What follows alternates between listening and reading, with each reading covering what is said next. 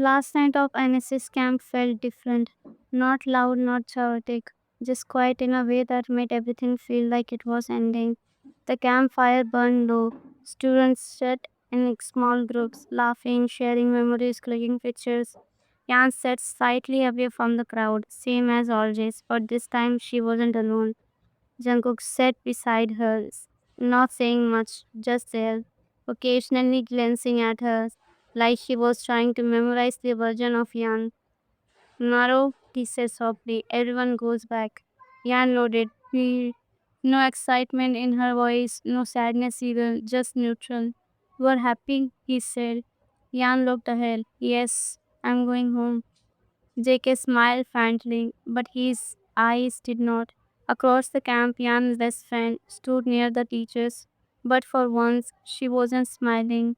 Her eyes kept searching, looking at Yan again and again, like she wanted to say something. Finally, she walked toward her.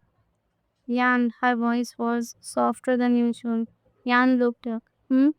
Her best friend sat beside her, unusual, very unusual. Can we talk?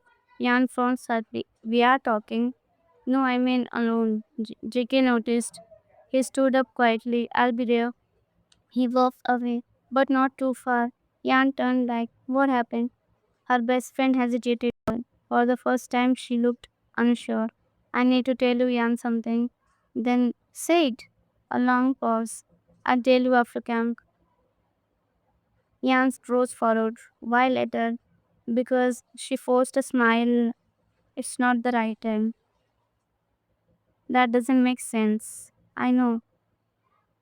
Just trust me, she said softly. Yan studied her face. Something was wrong, clearly wrong, but she nodded. Okay. Her best friend smiled, but it did not reach her eyes. From a distance, JK watched everything. His gaze slowly shifted back to Yan. Something about the moment did not feel right, like something was about to change. Next morning, the bus ride back felt quieter. Everyone was tired, some sleeping, some scrolling their phones. Yan sat by the window again, but this time her lips curved slightly. Home, finally. JK sat on a few seats behind, but his eyes never left her, not once. Yan did not notice, or maybe she chose not to. Her best friend sat beside her, silent, too silent. Did not you want to tell something? Yan asked casually. She stiffened, then quickly shook her head later. Again, Yan frowned slightly but did not push. The college kid came into view.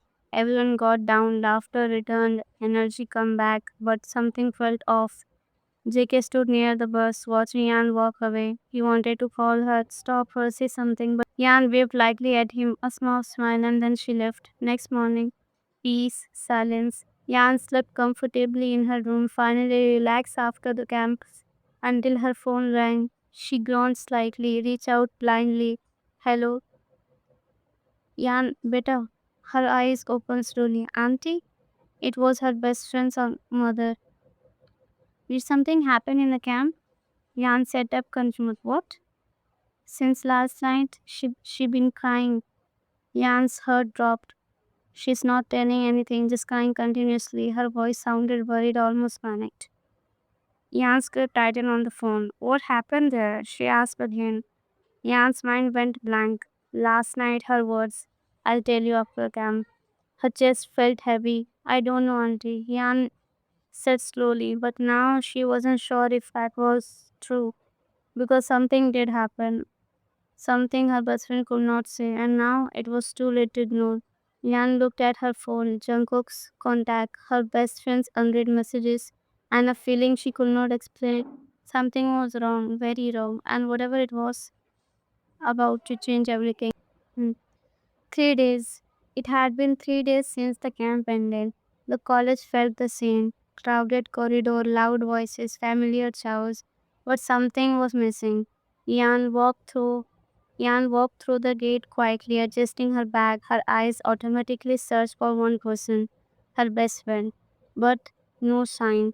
Maybe late, Yan thought. First lecture, empty seat. Second lecture, still empty. By lunch, that uneasy feeling returned. Yan sat in the canteen, staring at her phone. No message, no calls, nothing. 3 days. Hey, did you hear? The voice from the next table caught her attention. That junior guy, JK. Her fingers paused. What about him? Another student asked. He's kind of famous now after the camp. Famous? More like him famous. Someone laughed. Jan frowned slightly. They say he got into fight before him. Yeah, proper bad boy type. Does not listen to teachers, always in trouble. Jan blinked. Jungkook? The same Jungkook who sat quietly beside her, helped her without asking, looked at her like she mattered.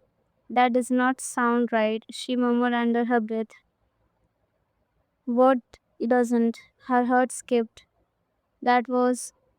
Jan looked up. That voice. Her heart skipped. That voice? Jan looked up. Jungkook stood there, hands in his pocket, casual but his presence heavy. The table behind him went silent. Some juniors looked away, some whispered, some just watched. Bad boy. Jan stood up slowly. You did not tell me you were famous, she said calmly. A small smirk appeared on his face. Did not think it mattered.